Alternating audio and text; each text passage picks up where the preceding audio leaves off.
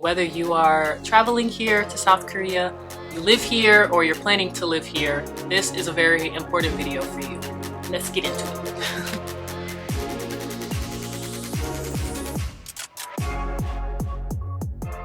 Hi friends, my name is Hunter Bernay and I'm a country bumpkin residing in the beautiful Seoul, South Korea. Y'all, summer is right around the corner. You can smell it in the air, the trees are blooming, the grass is flowing, and just, it's starting to get hot. It's slowly but surely becoming that certain level of heat, especially here in South Korea. I don't know, maybe I'm biased as someone who doesn't enjoy summer, but I'm gonna try to keep my pessimism to myself and share with you my summer essentials while living in South Korea. So in your day-to-day commutes in South Korea, you're probably going to take public transportation, whether that's buses or subways, and those transfers and those commutes can get really, really hot. On some buses, the drivers don't turn on the AC, and also walking through stations can get really toasty. So I recommend you preparing and having your own portable electronic fan. This is mine, that I bought from Artbox a while ago. It has charging, so it doesn't take batteries, which I think is preferable. Multiple speeds for the hottest of situations. 1, 2, 3, 4. I definitely use that fourth one in the summer. And it comes with a base. So if I'm ever sitting down and need the fan, I can just sit it on top of something and it can blow at me that way. Don't have to hold it hands-free. Hands-free is what they call that, Hunter. So there's also the traditional accordion fans, or they make little neck ones. Now I actually just ordered one to come in for my upcoming Japan trip, and you can put it on your neck and it just blows up at your head and down at your chest to really keep this area cool. Yeah, so definitely fans are a must.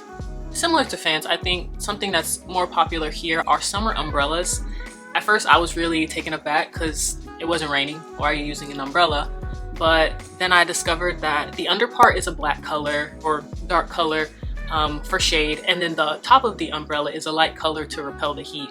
So it actually stays really cool underneath those umbrellas, and a lot of people are using them in their commutes outside, and even if they're going to the park, they'll sit with the umbrella and just sit in the coolness underneath. Thinking about getting one myself, but I highly recommend you look into it yourself.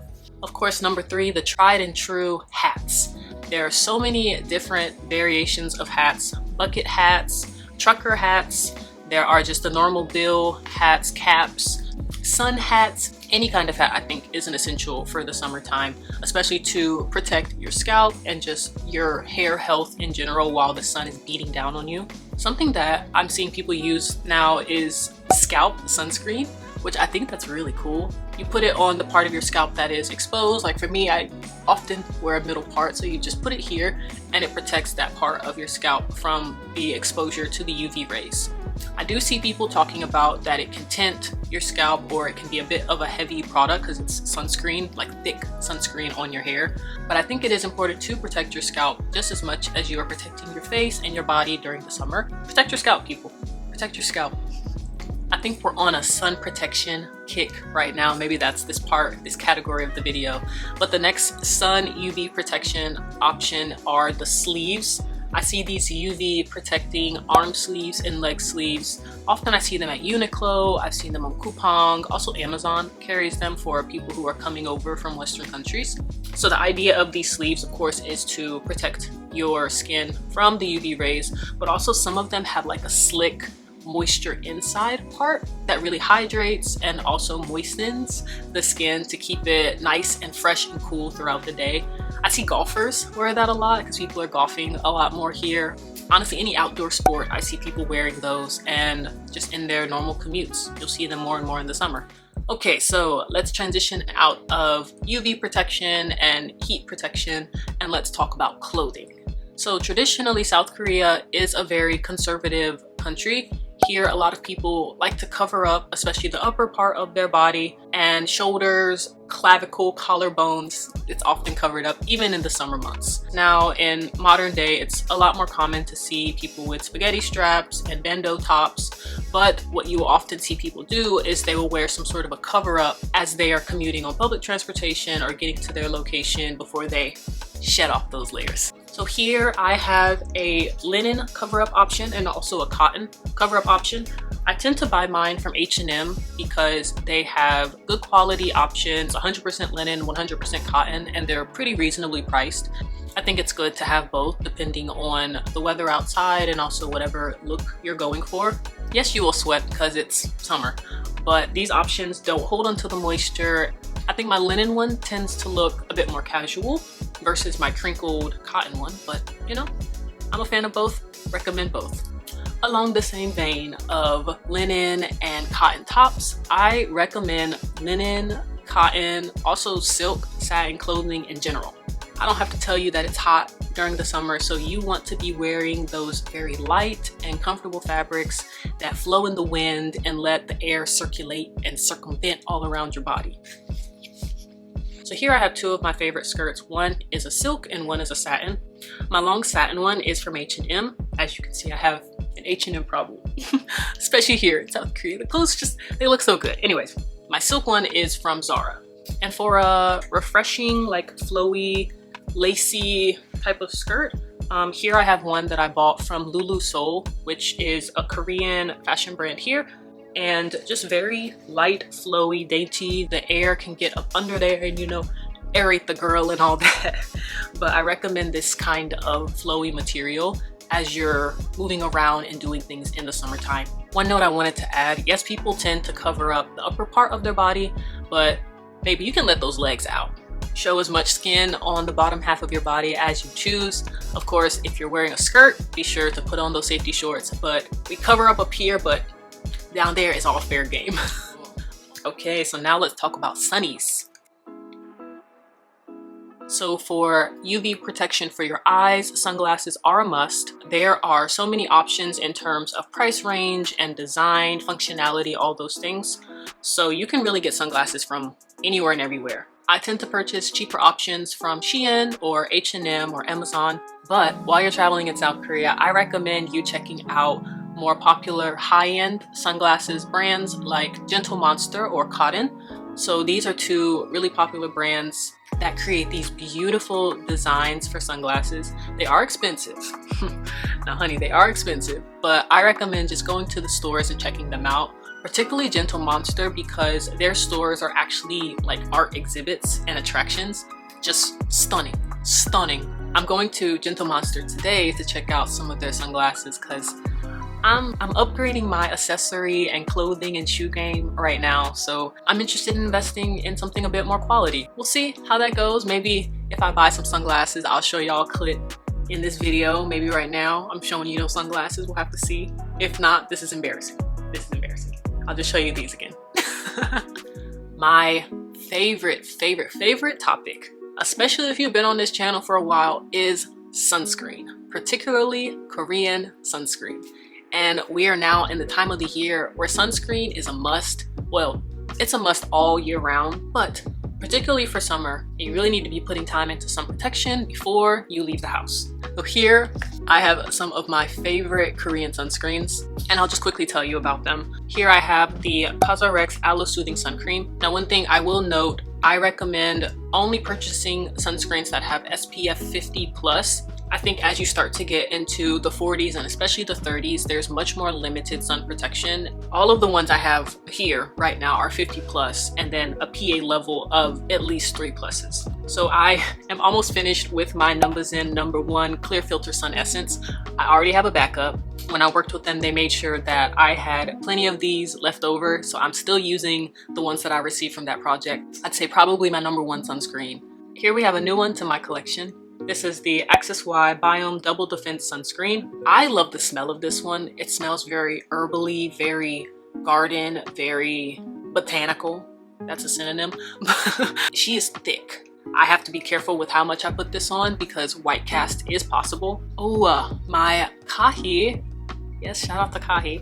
My Kahi Wrinkle Bounce Essential Sun Cream. Also very good. Also can leave a white cast if you use too much. So, you know, you really gotta buffer into the skin. Very good option. It's beautifully underneath makeup. I love this one for, especially when I do more glam looks, just chef's kiss. And lastly, these are the newest to my collection. I have the travel sizes here. These are the Perito Soul sunscreens. So the first one, the orange one, is the Daily Soft Touch sunscreen. It's for outdoor defense. The other one is the Wonder Relief Centella Daily Sun Lotion. And this one is for urban defense and has Centella Asiatica. I am loving these.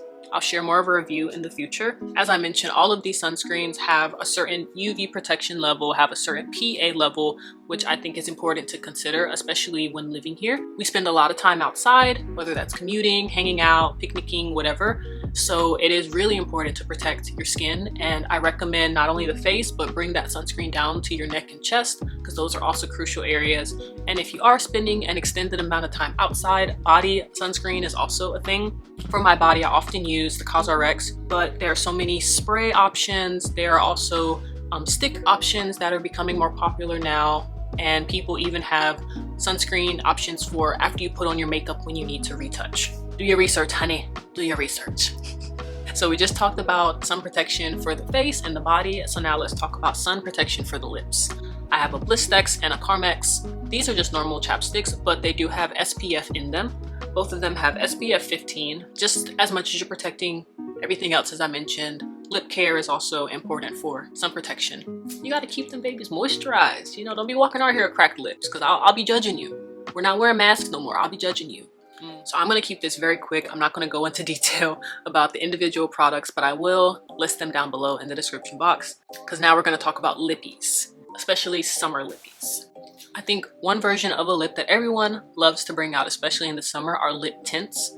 So here I have 4 beautiful options for lip tints. I tend to choose more reddish brownish options. All of these lippy options have different shades for your undertones and your skin tone, so feel free to check out their websites and see what they have, but these are just the colors that I've chosen. For lip tints, I recommend, of course, Flyin Pudding Pot. I have a Sephora lip stain. I have a She Glam Peel Off lip stain. This is fun. This is a lot of fun. I really like that. And then a Peri Para Ink Airy Velvet lip tint. In terms of shades as well, I'll leave those down below. So those are a bit more of a matte stain. So now we can talk about a glossy stain. So here I have 3 options. 2 of them are Romand. One is the Lasting Water Tint and the other is the Juicy Lasting Tint.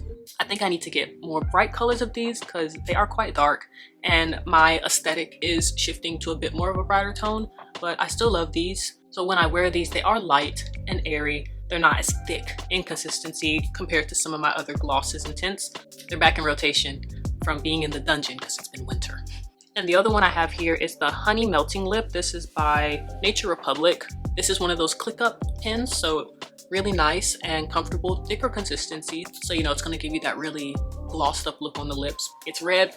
Oh my gosh, it's red. I love her. And last category, let's talk gloss.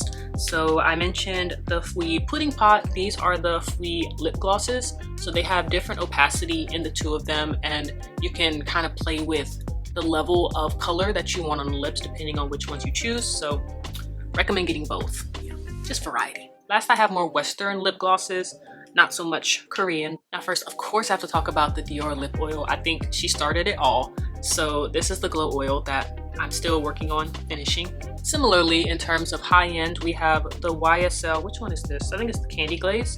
This is the one that got discontinued for the new formulation, but I'm still using it. Again, great formula, nice thick consistency. Sits beautifully and doesn't seep into fine lines on the lips. I cannot do a video without talking about Fenty. Here I have the Fenty Cream Gloss. I do also have one of the Gloss Bombs. I think I have a Heat, maybe? They have amazing shades for different complexions and undertones. Recommend. And lastly, this is newer to my collection. This is the Summer Friday Lip Butter Balm. It isn't a gloss, but it is a gloss. And the brown color is divine. Tried so hard to avoid this product because it was so overhyped and I couldn't buy into the hype. Maybe that's just the defiant nature in me. If things are overhyped, I'm like, I don't want it. I want to wait until it dies down. I love using this after a lip tint has really sunk into the lips and I just need that plumpness back. She's nice for that, so good. And the applicator, oh, I love it. Okay, so we've talked about lip products. Let's go ahead and quickly hit makeup. So summer is the time for beautiful, bright, punchy blush. And I recommend the Patrick Ta Cream and Powder Blush Duo thing. I have 3 of them, but my favorite is She's Blushing. a beautiful muted pink tone. The next one I have Oh She's Different, a little bit more pinky. And I have She's Wanted, which was the more purple tone that came out last year. Really nice on dark skin. I love that these products are buildable. Now, especially She's Wanted, the last one, I do have to, you know, blend her out in the back of my hand first, because if you put it directly on the cheek, it's giving clown. I also love that it's a dual formula. So if I just want to go in with the cream, I can. If I just want to go in with the powder, I can.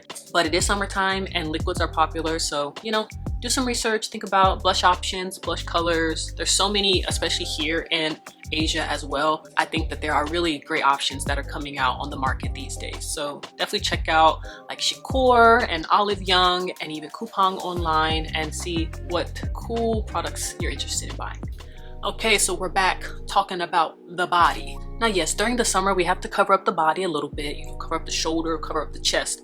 But when people do see it, you want to make sure that it's glistening and that you're looking good. In the summer, I love using body oils and body glitters. I swear by a body oil on the chest and on the shoulders, you know, down to the fingers and the legs. Anyways, I love a body oil. My favorite is the Palmer's body oil. Should put a picture up one of these sides. It's a lighter consistency. It doesn't bleed onto your fabrics or things. It's not super duper oily. I am actually wearing it today alongside the next product, which I have right here. This is the SheGlam Go Go Glow Highlight Body Mist. I know this says it's a mist. It's just sparkle. It's sparkle in a cute glass container. So what I do is I will take some body oil in my hand or lotion, whatever I want to use to be the sealer for this product, and then I take the cap off, but you just put it on into the product, mix it in your hands, and then put it on your body. So more recently, in my latest vlogs, I've been wearing this body mist, and also I've been coupling that with this SheGlam body highlighter. So this is, I guess, a cheaper dupe maybe version of the Fenty that came out a few years ago. I know other brands have also made bronzing highlighting products, but I really like this SheGlam one. It is a great color for my complexion. The only problem is she be bleeding. She be bleeding onto my clothes, especially when I wear my white cover-ups. So I did learn that I have to give her time to really sink into the skin. Last but not least, we have to talk about snacks that will help you stay cool in the summer. So my number one is Bingsu. Bingsu is a condensed milk and shaved ice dessert, and there are fruit toppings or chocolate toppings, also red bean. These little bowls of deliciousness are just so cool. There are so many Bingsu shops here in the country. There they have just an arrayment of flavor options that you can indulge in. So when you're here, I highly recommend Bingsu. Even if it's not summertime, when you come to Korea, you can go and get Bingsu at different cafes. Of course, we have to talk about ice cream. Ice cream is the #1 summer dessert. And what's cool about South Korea, there are 24-hour self-serve ice cream shops that you can go to get little popsicles or even like little cup ice creams. I actually have one in front of my apartment complex that I should probably go to when I finish this video. Also recently, I took a trip to Yeongju with my friend Shannon, and we stopped at this cafe that had cactus-shaped matcha ice cream. We didn't know what to expect, but once we took a bite into that, it was so delicious. They also had a corn version that actually looked like corn. I was intrigued, but we opted for the safe matcha cactus option, and I love that they added this graham cracker at the bottom as well as the red bean, just really topped off the matcha taste. Lastly, I want to offer a recommendation. It can get really hot walking around and touring around the city and South Korea in general. I recommend from time to time dropping into a convenience store and just cooling down for a moment, getting your bearings. Try to give yourself moments to go in and enjoy the air conditioning in the convenience stores. Also, while you're there, you can get an ice cup from the convenience store, super cheap, and get any of your favorite beverages that are in there. They have little packets of coffee. They have actually like the cup coffee, also any soda, juice. Make a little concoction. That's what I used to make with my friends with alcohol and juices. You can make your own frozen drink that you can then take on your journey after you leave the convenience store. So I highly recommend if you're in need of a nice cold pick-me-up and also a place to get cool. Okay, So those are my recommendations for surviving summers in South Korea. If you have any other tried and true recommendations for surviving the heat, please let us know down in the comments below. And thank you so much again for watching. I'll see you next time. Bye!